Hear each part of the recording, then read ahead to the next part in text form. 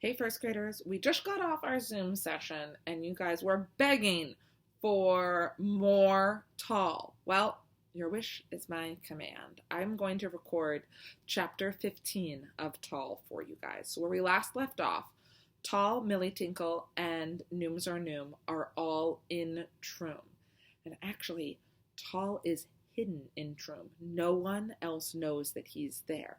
He's hiding inside the crystal block on Millie Tinkle's back because kids are not allowed inside of Troom.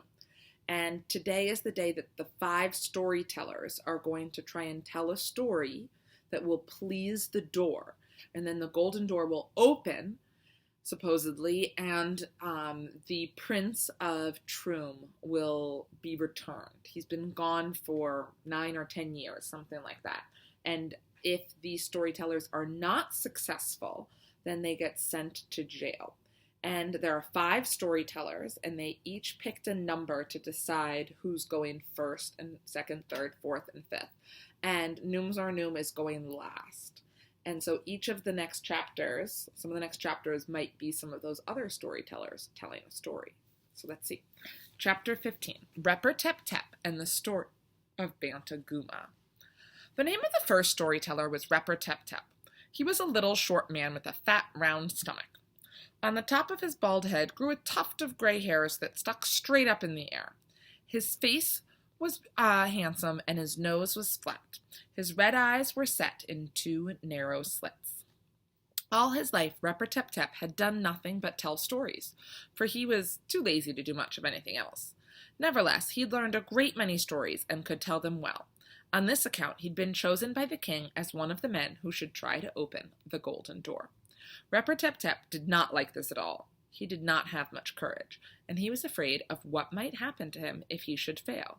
He knew he would have to go to prison, and to such a lazy man as he was, the idea of being put in prison, with no comforts at all, was enough to scare him to death. But in spite of his fears, he had to tell the story just the same, for what the king commanded had to be done.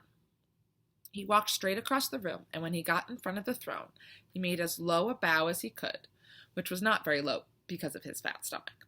And all the time his legs were shaking so that he could hardly stand up. Then he said in a voice that trembled with fear, "It is your highness's wish that I tell a story. I am greatly honored to have been chosen for such a task. I know what sorrow your highness has suffered since the disappearance of the prince. It is my wish that tonight I may be able to open the golden door and return your son to you." Then he bowed again and stayed bowed until the king spoke. The king said, "There is a penalty for not opening the door. You know what it is, don't you?" "I do," said Repper-Tep-Tep, "but I beg one thing of you. If my story pleases you, you will be merciful and consider that I have done my best." A look of anger came over the king's face. He turned to his courtiers and said, "Who is this man that he should ask for mercy? If there is any reason why he should be treated differently from anyone else, tell me so that I may know."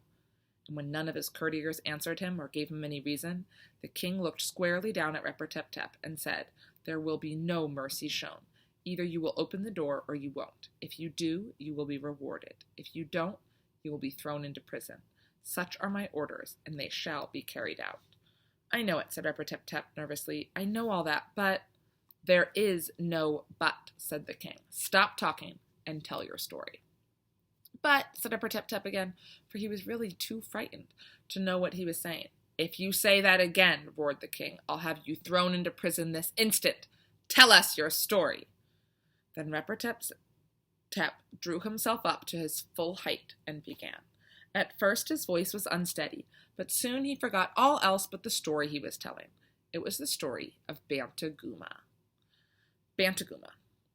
There was an old man who lived all by himself. He had no friends, and he had no name.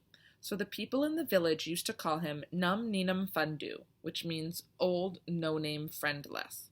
For many years, no one had even seen him, because he never went out of his house.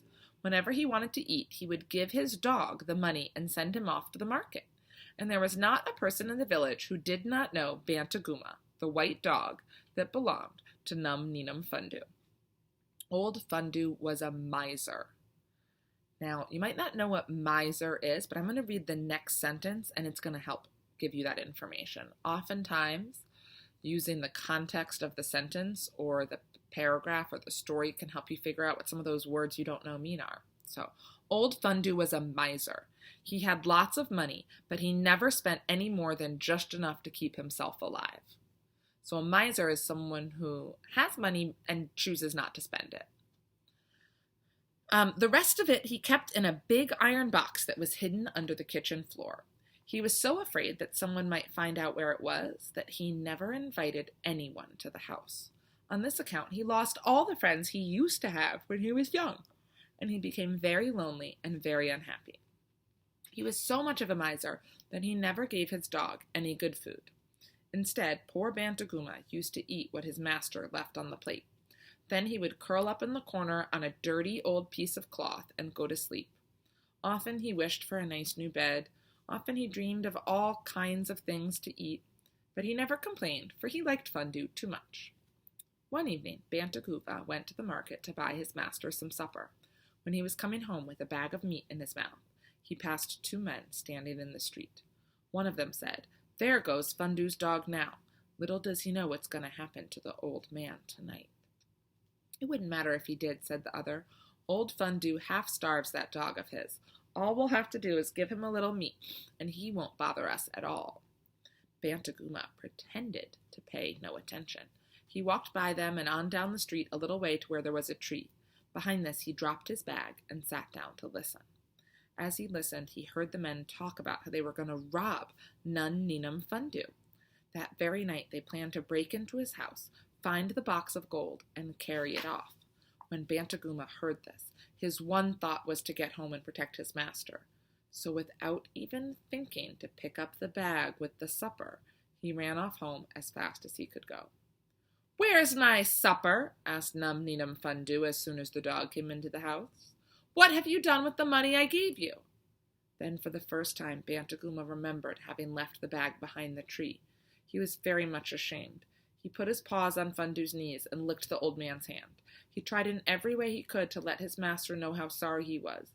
At the same time, he was afraid to run back and get the bag, for fear that the robbers would come while he was away. "You needn't try to make it up to me," said Fundu. "You are a bad dog. I have a mind to hit you." Bantagooma sat up and begged. He barked and whined. He pawed the spot on the floor under which the gold was buried. He did his best to make Fundu see what he was worried about, but to no avail. "You needn't try all those tricks," said the old man. "Where's my supper?" Bantagooma looked up with big tears in his eyes. He growled just the way he would growl if someone were coming into the house. Again he scratched the floor over the gold. He barked excitedly and bounded around the room. "Come here," said Fundu. "None of this nonsense. What have you done with my supper?" Bantagooma sat down and wagged his tail. "Did you buy the meat?" asked Fundu. Bantagooma barked twice. That meant yes. "Did you eat it?" Bantagooma barked once. That meant no. "Did someone steal it from you?" One bark. "Did you drop it?" One bark. "Did you leave it somewhere?" 2 barks. Remember, 2 barks means yes. "What did you do that for?" said Fundu. "Haven't I told you never to put it down?" 2 barks. "Then why did you do it?" Again, Bantagooma tried to explain about the robbers. "Stop that," said Fundu. "You're a bad dog and you know you are. Get my supper. When you come back, you can go to bed. Hurry up." Bantagooma was sad. "I guess there's nothing to do but go," he thought. "Isn't my master silly not to understand what I mean?" Then he put his tail between his legs and went out the door. When he got to the tree, the bag was no longer there. He looked everywhere. He looked behind all the trees up and down the street. The bag had gone. What could he do? Now Fundu would surely hit him. He wouldn't mind being hit so much if the old man would only try to understand him. That was more important than the supper. I have to say, I don't think there's any reason why anyone should ever hit a pet. There really is not any reason to. And I feel bad for Bantagooma that he lives in that house. He ran back home, hoping to find some way of explaining all that had happened. Fundu was waiting for him. When he saw the dog come back with nothing in his mouth, he was angry. He picked up a whip and called Bantagooma to him. "You ate the meat yourself. You just tried to fool me. Bad dog. At least I'll teach you to be honest." Without giving poor Bantagooma a chance to say yes or no, he hit him with the whip. "That's a lesson to you. The next time I send you to the market, you won't eat the food." Bantagooma did not whimper. You're not worth feeding. You're a wretch. Take that. Fundu had completely lost his temper. Then he kicked the dog and sent him to bed. You can stay there for a while, he said. He tied the dog up with a piece of string and left him in the corner. Again, I really feel like Fun Phenom Food. What is his name? I always forget his name. Fundu. Num Ninum Fundu. I don't think he deserves to have such a wonderful dog that's doing all these things for him. I wish Bantagooma lived with someone else that would take better care of him. All evening long, Fundu paid no attention to Bantagooma. Usually he turned him loose outside to guard the house, but he was too mad even to do that. So when bedtime came, he left the dog in the kitchen and went upstairs without so much as saying good night.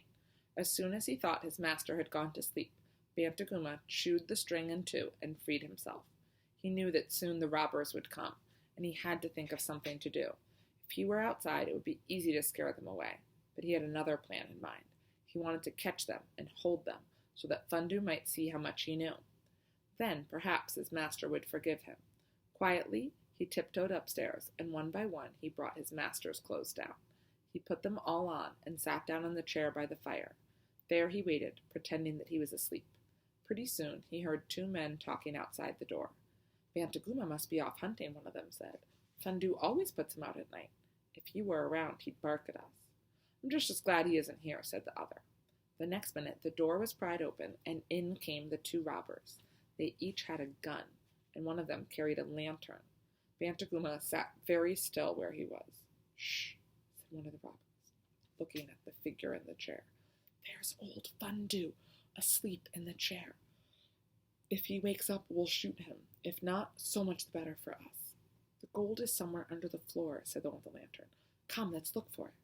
They got down on their hands and knees and tapped the floor here and there, listening for a hollow place. At last they found it. They pulled up the boards, and there they saw the box of gold. In their excitement, they both put their guns down and tugged at the box to get it out. After they had lifted it up, instead of going off with it, they opened it to count the money. Bantagooma watched for his chance. When he was certain they were off their guard, he jumped up and barked and growled furiously. The men were so surprised and so frightened that they ran for the door, but Bantagooma headed them off and drove them into a corner, where they stood trembling with fear while the dogs snarled and snapped at their legs. Here, Bantagooma, said one, take this and let us go. Out of his pocket he took the bag of meat that the dog had left behind the tree and threw it at him. Bantagooma paid no attention. He only went on growling and barking. Your master will not like you for taking his clothes, said the other. You'd better be quiet and let us go. But nothing they said made any difference to the dog. He kept on barking and growling for all he was worth. Old Fundu, hearing the noise, woke up and lit his lamp. He looked for his clothes, but they were gone. I've been robbed of everything, he said, and he jumped out of bed and ran downstairs in his white nightgown. When he came into the kitchen and saw the box of gold in the middle of the floor, he knew at once what had happened. The next minute he saw the two robbers huddled in the corner. He did not wait to say a word, but he picked up one of the guns and called the dog off. Then he aimed the gun at the robber and said, I should shoot you. You deserve it for trying to rob me. Again, no. Please don't, said the robbers. Do anything else you wish, but don't shoot us. Tell me who you are, said Fundu. Why did you try to rob me? Then the robbers told him all, even about how Bantagooma had dropped the meat. They went on and said, We heard that you had a great deal of gold hidden under the floor, so we decided to steal it. When we came into the house, we thought we saw you asleep in the chair, but it was not you, it was your dog dressed in your clothes. The dog caught us and drove us into the corner. We did not dare move for fear that he would bite us. That's what happened to us. That's how we were caught. Fundu said, I won't shoot you this time. I shall keep you prisoners tonight, and in the morning I'll take you to jail. He tied up the robbers with a rope. Then he gave Bantagooma a big bowl of bread and milk, and all that night he and the dog sat in the kitchen guarding their prisoners. The next morning Fundu took the robbers to the jail. When he came back, he said to Bantagooma, You saved me from being robbed last night. I am so sorry I scolded you and did not understand about the meat. Tell me whatever you want, and I'll give it to you. With these words that Fundu spoke, Bantagooma ran over and barked at the box of gold. "What could you do with that?" asked Fundu, for he had no idea the dog would ask for his money. "You don't want it, do you?" "Yes," barked Bantagooma. Since the old man had made the promise, he had to keep it. He opened the box and told the dog that the money was his. Bantagooma took it, a mouthful at a time, and carried most of it to the marketplace. There he bought everything that was needed for a feast, and he spent the whole day carrying the food back to the house. When Fundu saw so much food, he thought the dog had gone mad, but Bantagooma made his master understand that he was to set to work and cook it all. While Fundu was busy doing this, the dog went to the houses of all the nice people in the village. Outside of each house, he stood and barked until the people came to see what he wanted. Then he got them to follow him. From house to house he went, and soon a great crowd was trailing behind him, wondering where he would lead them. After getting everyone he wanted, he led the crowd to his master's house. There, Num Neenum Fundu had prepared a feast such as a king would have. The people came in and ate and enjoyed themselves. Old Fundu entertained them with stories about his dog. They all thought the old man so kind and so generous that thereafter they came to see him more and more often. In this way, Num Neenum Fundu made a great many friends, just as many as anyone else in the village had.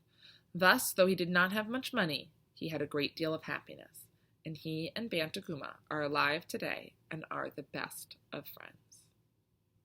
No sooner had Repper-Tep finished his story than he looked at the golden door to see whether it was going to open or not, and all the others did the same.